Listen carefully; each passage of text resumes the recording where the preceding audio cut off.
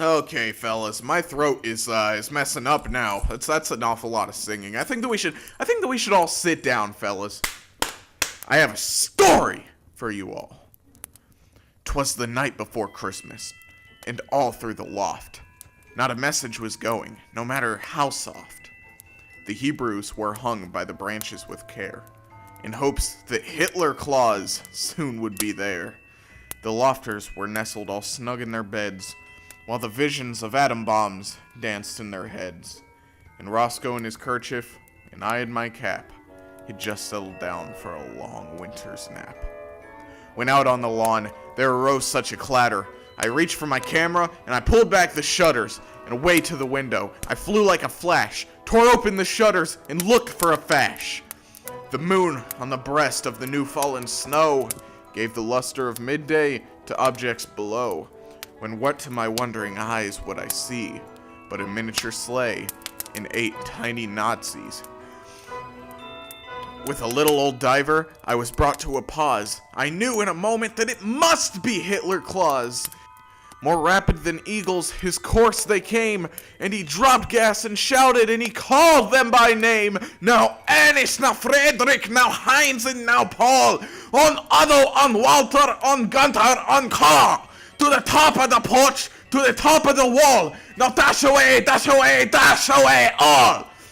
So up to the housetop, the fascists they flew, with the sleigh full of gas, and Hitler claws too. And then in a twinkling I heard on the roof the stomping and halting of each German boot. As I drew in my hand and was turning around, down the chimney came Hitler with a bound. He was dressed all in gray, from his head to his foot, and his clothes were all tarnished from ashes and soot. The bundle of guns he had flung on his back, and he looked like a peddler just opened his pack. His eyes, how they twinkled, his dimples, how merry. His cheeks were like roses, and his nose like a cherry. His droll little mouth was drawn up like a bow, and the mustache on his face was blacker than coal. The stump of a pipe he had held tightly in a tooth, and the smoke, it encircled his neck like a noose. He was skinny and tall, as a Fuhrer should be, and I howled when I saw him, in spite of belief.